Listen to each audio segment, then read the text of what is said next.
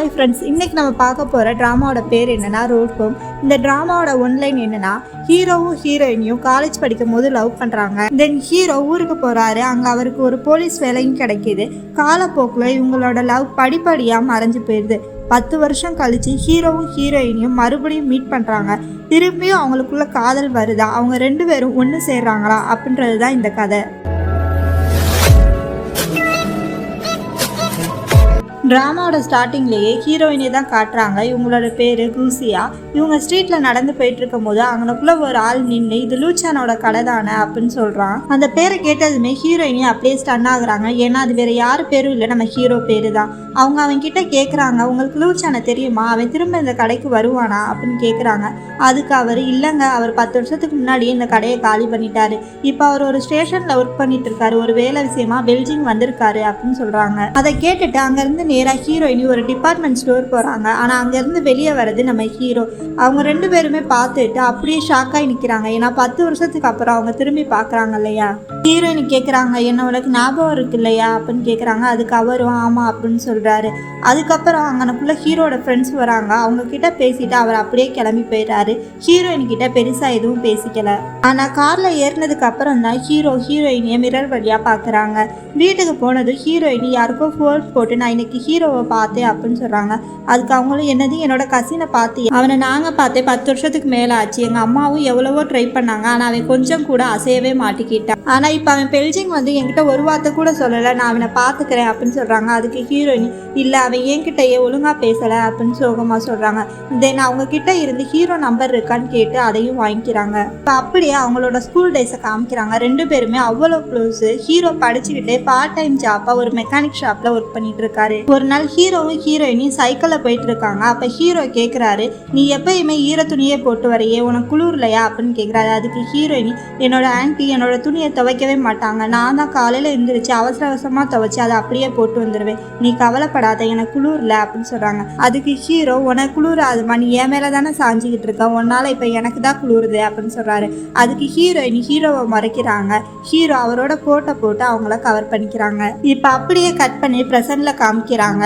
ஹீரோயினி கிட்ட ஹீரோவோட கசின், அவனை விட்டுட்டு போய் 10 வருஷம் ஆகுது, திரும்பவும் அவன் உன்கிட்ட பேசுவான்னு நினைக்கிறியா, நீ வீணா அவனை நினைச்சு உன்னோட வாழ்க்கையை கெடுத்துக்காத அப்படின்னு சொல்றாங்க. இது அப்படியே ஹீரோயினி பால்கனியில நின்று யோசிச்சு பார்த்துட்டு இருக்காங்க. அதே சமயம் ஹீரோ ஹீரோயினியோட வீட்டுக்கு கீழே நின்றுதான் கார்ல இருந்து ஹீரோயினியை பார்த்துட்டு இருக்காரு. அப்போ அவங்களோட கசின் அவருக்கு ஃபோன் பண்ணி, என்னடா நீ பெல்ஜிங் வந்திருக்கியாம, என்கிட்ட ஒரு வார்த்தை கூட சொல்ல, சரி அம்மா உன்னை சாப்பிட்றதுக்காக வீட்டுக்கு கூப்பிட்றாங்க, உடனே கிளம்பி வீட்டுக்கு வா அப்படின்னு சொல்கிறாங்க. இல்லை, நான் நாளைக்கு ஊருக்கு கிளம்ப போகிறேன் அப்படின்னு ஹீரோ சொல்கிறாரு. எனக்கு எல்லாமே தெரியும், என்ன ஹீரோயினியை பார்த்தியாமே, சரி அவகிட்ட பேசினியா அப்படின்னு அவங்க கேட்குறாங்க. உடனே அவர் ஒரு வார்த்தை கூட பேசாமல் ஃபோனை கட் பண்ணிடுறாரு. ஹீரோயினி பால்கனிலேருந்து கீழே இறங்கி வந்து மரத்தில் இருக்க கிரேப்ஸை பிச்சு தின்னுட்டு இருக்காங்க. ஹீரோ அதை பார்த்து லைட்டாக ஸ்மைல் பண்ணிட்டு அப்படியே அங்கேருந்து போயிடுறாரு. அப்படியே கட் பண்ணி 2 வருஷத்துக்கு அப்புறம் காமிக்கிறாங்க. ஹீரோ இருக்க குவின்னிங் சிட்டியில் தான் இப்போ ஹீரோயின் இருக்காங்க. ஒரு ஷாப்புக்கு வெளியே நின்றுட்டு ஹீரோக்கு கால் பண்ணிட்டே இருக்காங்க. ஆனால் ஹீரோ எடுக்க மாட்டாரு. அப்போ ஹீரோயினோட ஃப்ரெண்டு அவங்க கிட்ட வந்து, என்னோட ஃபோனில் வேணா ட்ரை பண்ணுறியா அப்படின்னு சொல்லி கேட்குறாங்க. அதுக்கு ஹீரோயினி அமைதியா, நான் 2 வருஷமா அவன் கால் பண்ணிகிட்டே இருக்கேன், ஆனால் ஒரு தடவை கூட என்னோட ஃபோனை அவன் எடுக்கவே இல்லை அப்படின்னு சொல்கிறாங்க. இருந்தாலும் அவங்களோட ஃபோனை வாங்கி அவங்க சொன்னதுக்காக ஹீரோக்கு கால் பண்ணுறாங்க. ஆனால் ஹீரோ இப்போ அட்டன் பண்ணிடுறாரு. ஹீரோ ஹலோன்னு சொல்கிறாரு. ஹீரோயினி அவங்களோட பேரை சொல்கிறாங்க. அவங்க பேரை கேட்டது ஹீரோ அமைதியாகிடுறாரு. ஹீரோயினியே அவங்க கிட்ட, நான் இப்போ குவின்னிங் சிட்டியில் தான் இருக்கேன், நாங்கள் வந்த காரு ரிப்பேர் ஆயிடுச்சு, நாங்கள் இங்கே பனியில் மாட்டிக்கிட்டோம், எங்களால் எங்கேயுமே போக முடியல, நீ ஃப்ரீயாக இருந்தால் எங்களை வந்து பிக்கப் பண்ணிக்க முடியுமா அப்படின்னு கேட்குறாங்க. அது ஹீரோ வேற எதுவுமே பேசாமல் அட்ரஸை வாட்ஸ்அப்பில் டெக்ஸ்ட் பண்ணு அப்படின்னு சொல்லிட்டு ஃபோனை வச்சிடறாங்க. ஹீரோயினிக்கு ஒரே ஷாக், என்னடா இவன் டக்குன்னு வரேன்னு சொல்லிட்டான் அப்படின்னு. தென் ஹீரோயினி வெளியே நின்று ஹீரோக்காக வெயிட் பண்ணிகிட்டே இருக்காங்க. அப்போ ஹீரோயினோட ஃப்ரெண்டு அவங்க கிட்ட வந்து, நீ எவ்வளோ நேரம் இப்படி பணியிலேயே நிற்ப, அவங்க வர மாதிரியே தெரியல, நம்ம வேற ஏதாவது வழியை பார்க்கலாம் அப்படின்னு சொல்கிறாங்க. அது ஹீரோயினி, இல்லை அவன் சொல்லியிருக்கான், அவன் கண்டிப்பாக வருவான், அப்படி அவன் வரலைன்னா நம்ம போலீஸ்க்கு கால் பண்ணலாம் அப்படின்னு சொல்கிறாங்க. ஹீரோயினியோட ஃப்ரெண்டு நிற்க முடியாமல் உள்ளே போயிடுறாங்க. ஹீரோயினி நின்று பார்த்துட்டு அவங்களாலே நிற்க முடியாமல் உள்ளே போகலான்னு திரும்பும்போது ஹீரோட காரை பார்த்துடுறாங்க. தென் ஹீரோவை பார்த்து, என் ஃப்ரெண்டு இன்னும் 3 பேர் உள்ளதாக இருக்காங்க, நான் போய் அவங்களையும் கூட்டிகிட்டு வந்துடுறேன்னு சொல்லி 3 பேர்த்தையும் கூட்டிகிட்டு வந்து ஹீரோவோட காரில் ஏறுறாங்க. ஹீரோயினி அவங்களோட மனசில், இத்தனை வருஷம் ஆகி இவன் இன்னும் கொஞ்சம் கூட மாற வரவே இல்லை. இவ்வளோ பனி அடிக்குது, இந்த விண்டோவை சாத்துறானா பாரு, நம்மளால் இந்த குளிர்லாம் தாங்க முடியாதுப்பா, பெசாட்டு நம்மளே வாயை விட்டு கேட்டுடலாம் அப்படின்னு சொல்லிட்டு இந்த விண்டோவை கொஞ்சம் சாத்த முடியுமா அப்படின்னு கேட்குறாங்க. தென் ஹீரோ கிட்ட நாங்கள் எங்கள் காரில் காட்டு வழியாக வந்துட்டு இருந்தோம். திடீர்னு கார் பிரேக் டவுன் ஆயிடுச்சு. சரி கொஞ்சம் தூரம் போய் யார்ட்டையாச்சும் ஹெல்ப் கேட்கலான்னு எல்லாரும் கிளம்பி கீழே போனோம். ஆனால் நாங்கள் திரும்பி வரும்போது காரை அந்த இடத்துல காணோம். சரின்னு போலீஸ்க்கு கால் பண்ணால் சிக்னலும் கிடைக்கல. அப்போ தான் உன்னோட ஞாபகம் வந்துச்சு. அப்போ ஹீரோயினியோட ஃப்ரெண்டு ஹீரோ கிட்ட எங்களோட காரை யாரோ கண்டிப்பாக திருடி தான் இருக்காங்க. பொதுவாக அந்த எல்லா பொருளையும் திருடுறவங்களா எல்லாத்தையும் கொண்டு போய் ஒரு இடத்துல வைப்பாங்களாமே, அந்த இடத்த பற்றி உங்களுக்கு தெரியுமா அப்படின்னு கேட்குறாங்க. அதுக்கு ஹீரோ தெரியும் அப்படின்னு சொல்லிட்டு அந்த இடத்துக்கு கூட்டிகிட்டு போகிறாரு. அங்கே பார்த்தா ஏகப்பட்ட கார் நிற்கிது. ஹீரோ இறங்கி ஒவ்வொரு காராக தேடிட்டு இருக்காங்க. அப்போ ஹீரோயினும் இறங்கி வராங்க. அவங்கள பார்த்து ஹீரோ உனக்கு குளிர்லையா அப்படின்னு கேட்குறாரு. ஹீரோயினி உடனே பழைய ஞாபகத்துக்கு போயிடுறாங்க. கடைசியில் ஹீரோயினியோட காரை கண்டுபிடிச்சிடுறாங்க. அப்போ ஹீரோயினி ஹீரோ கிட்ட நீங்கள் வந்து பல வருஷம் ஆச்சு, நீ திரும்பவும் ஊருக்கு போக போறியா அப்படின்னு கேட்குறாங்க. அது ஹீரோ இல்லை, நான் போகவே போகிறதில்ல, நான் இங்கே தான் இருக்க போகிறேன் அப்படின்னு சொல்கிறாங்க. அப்போ ஹீரோ போலீஸ் கால் பண்ணியிருப்பார் போல். போலீஸும் அங்கே வந்து லூச்சான் எங்களுக்கு நல்லாவே தெரியும் இது நீயா தான் இருப்பேன்னு சொல்லிட்டு, எங்களுக்கு எப்போல்லாம் டஃப்பான கேஸ் வருதோ அப்போல்லாம் நீ தான் வந்து எங்களுக்கு ஹெல்ப் பண்ணுற அப்படின்னு சொல்கிறாங்க.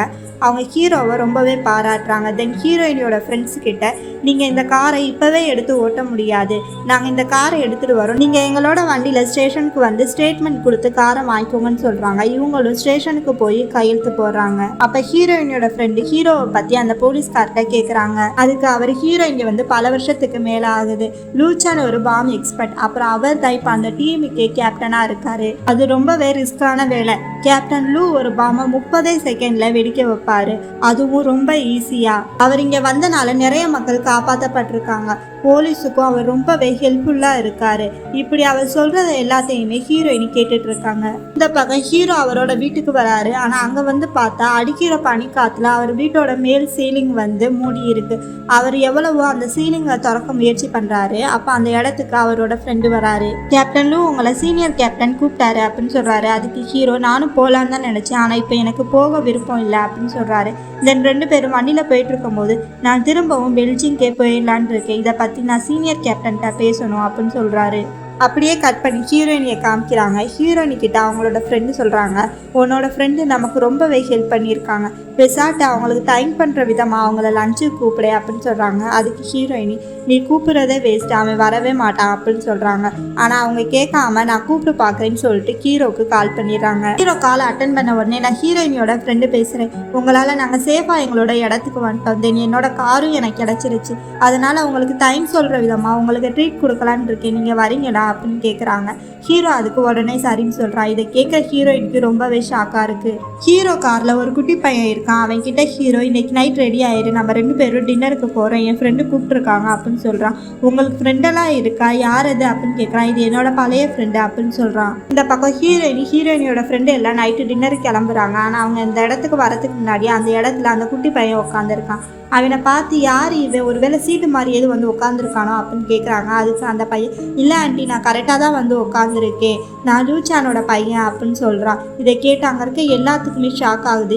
என்னது நீ லூச்சானோட பையனா? ஹீரோயினிக்கெல்லாம் தலையில் இடியே விழுந்த மாதிரி இருக்குது. அவங்களால அந்த இடத்துல நிற்கவே முடியல. நான் ரெஸ்ட் ரூமுக்கு போகிறேன்னு சொல்லிட்டு அங்கேருந்து வந்து ஒரு இடத்துல நின்று யோசிச்சுட்டு இருக்காங்க. நான் அவனை மறக்க முடியாமல் 10 வருஷமாக அவனுக்காக அவனையே நினச்சி காத்துட்ருக்கேன். ஆனால் அவன் எல்லாத்தையும் மறந்துட்டு அவனுக்குன்னு ஒரு ஃபேமிலியோட வாழ்ந்துட்டு இருக்கான். ஆனால் எனக்கு என்ன ஒரு ஆச்சரியம்னா, நாங்கள் பிரிஞ்ச 10 வருஷம்தான் ஆகுது, இந்த பையனை பார்த்தா 10 வயசுக்கு மேலே இருக்கும் போல, ஒருவேளை அப்பயே அவனை சீட் பண்ணிட்டானோ அப்படின்னு யோசிச்சுட்டு இருக்காங்க. அப்போ ஹீரோ அந்த இடத்துக்கு வராங்க. என்னாச்சு, ஏன் இங்கனக்குள்ளே நின்றுட்டு இருக்கா அப்படின்னு கேட்குறாங்க. அது ஹீரோயினி ஒன்றும் இல்லை, நான் ரெஸ்ட் ரூமுக்கு வந்தேன் அப்படின்னு சொல்கிறாங்க. ஆனால் லேடிஸ் ரெஸ்ட் ரூம் கீழே இருக்கு அப்படின்னு ஹீரோ சொல்கிறாரு. சரின்னு சொல்லிட்டு ஹீரோயினி அங்கேருந்து போக போகிறாங்க. ஹீரோ அவங்கள கூப்பிட்றாங்க. ஆனால் ஹீரோயின் நிற்க மாட்டாங்க. அதுக்கு ஹீரோ நான் சொல்கிறது உனக்கு கேட்குதா இல்லையா அப்படின்னு கத்துறாங்க. அதுக்கு ஹீரோயினி ஆமாம் எனக்கு ஒன்றுமே கேட்கல அப்படின்னு கோவமாக சொல்கிறாங்க. அப்போ ஹீரோட ஃப்ரெண்டு அந்த இடத்துக்கு வந்து எங்கள் கேப்டன் கொஞ்சம் ஸ்ட்ரெயிட் ஃபார்வர்ட், அவர் பேசுகிறதெல்லாம் வித்தியாசமாக தான் இருக்கும், நீங்கள் தப்பாக எடுத்துக்காதீங்க அப்படின்னு ஹீரோயின் கிட்ட சொல்கிறாங்க. தென் ஹீரோயின் கிட்ட எங்களோட கேப்டன் இன்னும் கொஞ்சம் நாளில் பெல்ஜியம் வர போகிறாங்க, நீங்கள் பெல்ஜியமில் தானே இருக்கீங்க, எங்கள் கேப்டனை கொஞ்சம் பார்த்துக்கோங்க அப்படின்னு சொல்கிறாங்க. அது ஹீரோயினி பெல்ஜியம் வர உங்களுக்கு ரொம்பவே கஷ்டமாக இருக்கும், ஏன்னா உங்கள் பையன் இங்கே தானே இருக்கான் அப்படின்னு சொல்கிறாங்க. அதை கேட்குற ஹீரோ ஷாக் ஆகி அப்படியே அவங்க ஃப்ரெண்டு பக்கம் திரும்பி உன் பையன் திரும்பவும் விளையாட ஆரம்பிச்சிட்டான், இப்போ பாரு எல்லாருக்கிட்டையும் நான் தான் அவனோட அப்பான்னு சொல்லிட்டு இருக்கான் அப்படின்னு கோவமாக சொல்கிறாங்க. அது ஹீரோட ஃப்ரெண்ட் ஹீரோயின் கிட்ட தயவு செஞ்சு மன்னிச்சிருங்க, என் பையனுக்கு ஹீரோனா ரொம்ப பிடிக்கும், அதனால தான் எல்லார்கிட்டையும் அவன் தான் அப்பான்னு சொல்லிட்டு இருப்பான் அப்படின்னு சொல்கிறாங்க. இதை கேட்குற ஹீரோயினி ஐயோயோ நம்ம தான் ரொம்ப ஓவராக ரியாக்ட் பண்ணிட்டோமோ, இப்போ என்ன பண்ணுறது அப்படின்னு யோசிக்கிறாங்க. உடனே ஹீரோயினி சமாளிக்கிறதுக்காக சரி வாங்க வாங்க எல்லோரும் டின்னருக்கு போகலாம் காத்துட்டு இருப்பாங்க அப்படின்னு சொல்கிறாங்க. ஆனால் ஹீரோ அவங்க கிட்ட நீ ரெஸ்ட் ரூம் போகணுன்னு தானே சொன்ன அப்படின்னு கேட்குறாங்க. அது ஹீரோயினி இல்லை எனக்கு இப்போ வரல அப்படின்னு சொல்லிட்டு முன்னாடி போகிறாங்க. ஹீரோ பின்னாடி நின்று அவங்கள பார்த்து சிரிச்சிட்டு இருக்காரு.